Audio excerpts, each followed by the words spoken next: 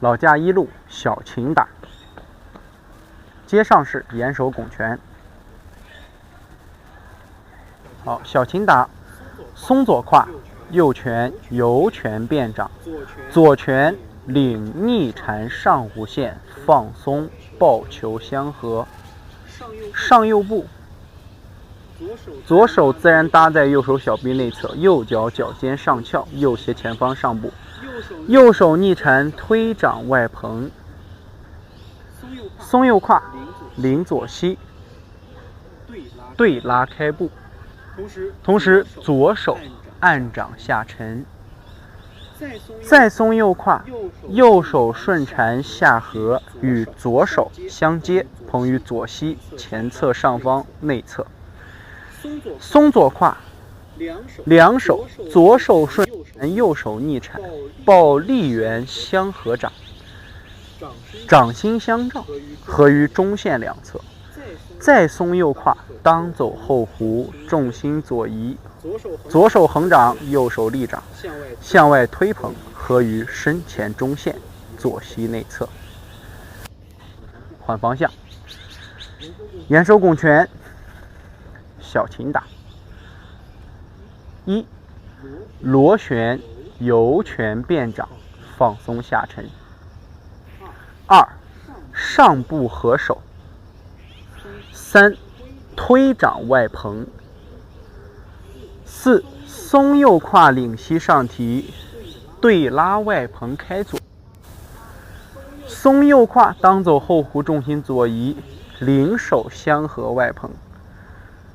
松左胯，右移重心，左手顺缠，右手逆缠，领力圆相合于身前中线。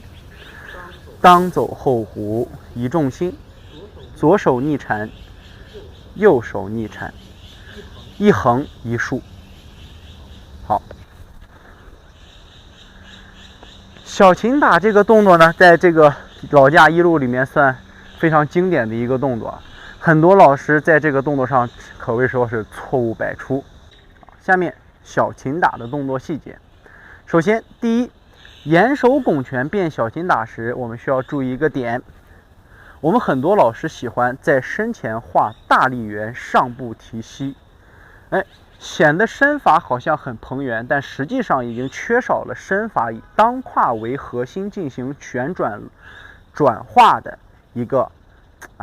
技术动作了。所以我们从正面来看，严守拱拳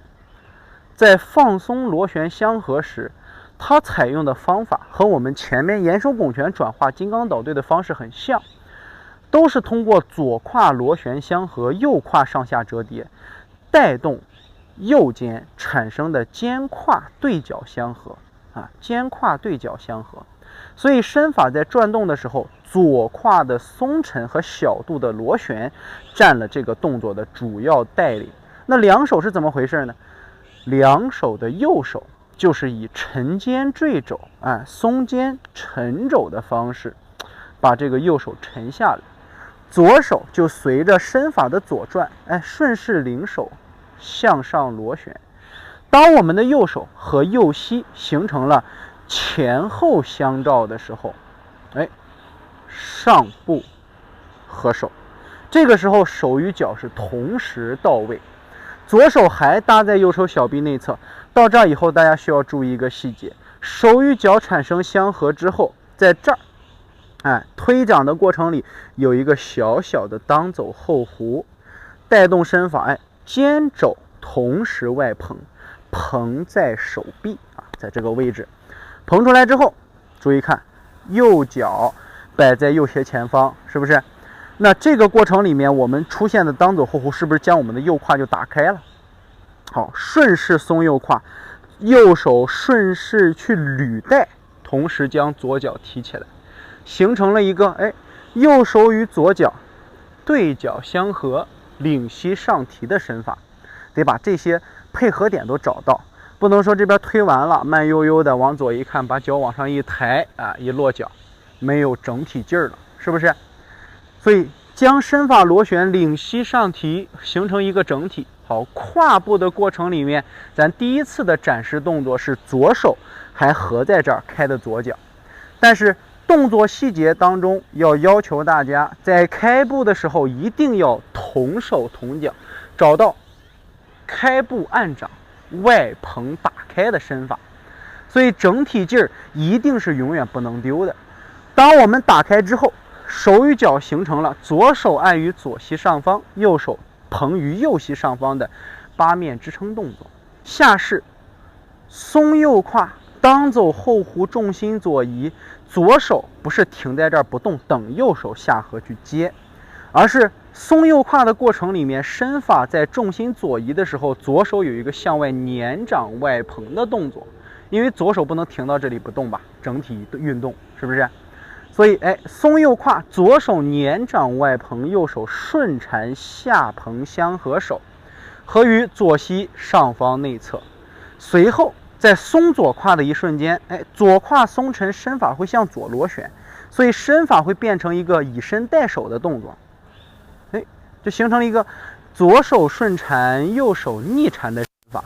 松完左胯并不是站在这儿不动，而是松左胯的同时，当走后弧，重心右移。这个过程里边，你看身法带动，以肩带肘，以肘领手，重心右移的同时，会将咱们的两手领带，同时在松右胯的一瞬间，将两手顺势带出了一个小上弧线。这个上弧线不是我们刻意去上边去举出来的，而是我们捧完这儿接完手，一翻，重心移动的时候，即将要领起来的时候，重心也到位了，所以右胯一松，逢转必沉，两手就出现了小立圆，相合于身前中线两侧，两手掌心相照，形成了这样的身法动作，是不是？所以到这之后我们再看，好，不要着急直接蹬右腿推掌，先松右胯，咱常说的先进肩，再进肘，再进手，顺势外蓬。